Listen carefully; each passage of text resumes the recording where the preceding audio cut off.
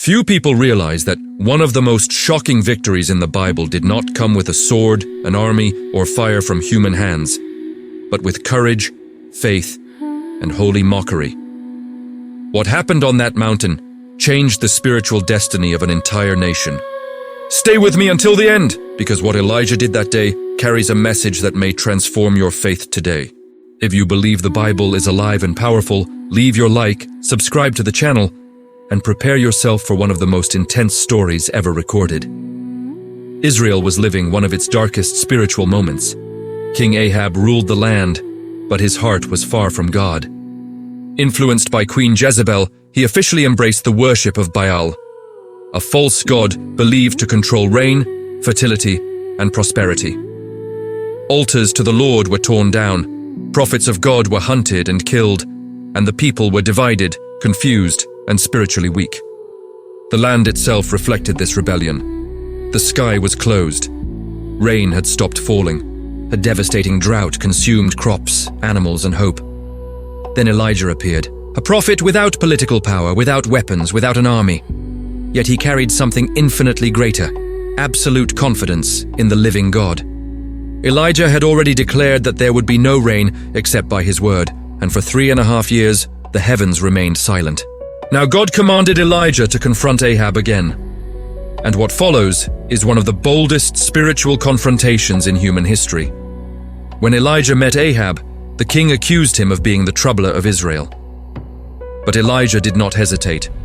He turned the accusation back with fire in his words. He declared that the true problem was Ahab's abandonment of God and his obedience to Baal. Then Elijah made an unthinkable proposal.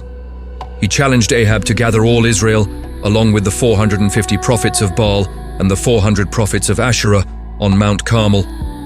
The mountain became a stage for divine judgment. The people gathered, curious, desperate, and divided. Elijah stood alone before them and asked a question that echoed like thunder. How long will you waver between two opinions? If the Lord is God, follow him. But if Baal is God, follow him. The people said nothing. Silence revealed their fear. Then Elijah established the challenge. 2 bulls would be prepared. 1 altar for Baal, 1 altar for the Lord. No fire would be placed by human hands. The God who answered by fire would be revealed as the true God. The people agreed. The prophets of Baal went first. From morning until noon, they cried out to Baal. They danced around the altar. They shouted. They begged. They repeated the name of Baal again and again, but nothing happened. No fire, no voice, no response. The sky remained silent. And then something unexpected happened. Elijah began to mock them. With sharp, fearless irony, Elijah said, "Shout louder! Surely he is a god. Perhaps he is deep in thought or busy or traveling. Maybe he is sleeping and must be awakened." His words cut like a blade.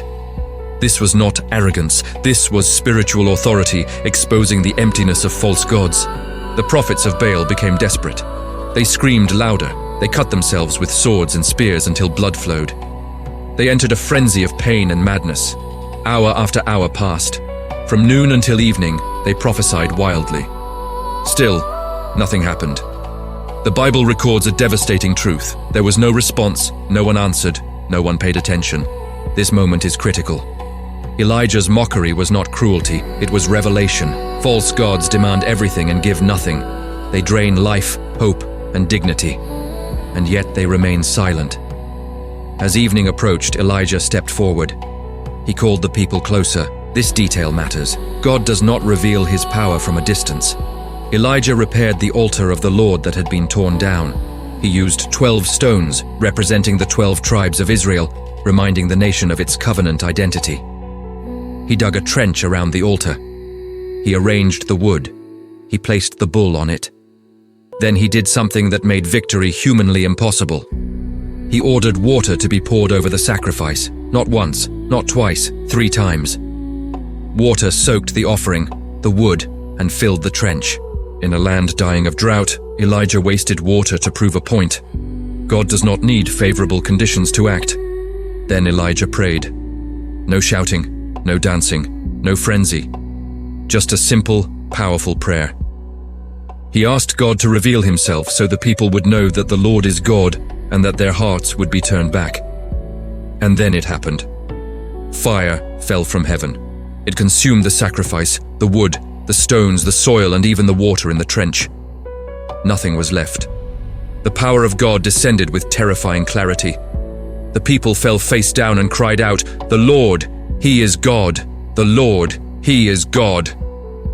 In a single moment, God answered years of silence. Elijah's faith was vindicated. His boldness was rewarded.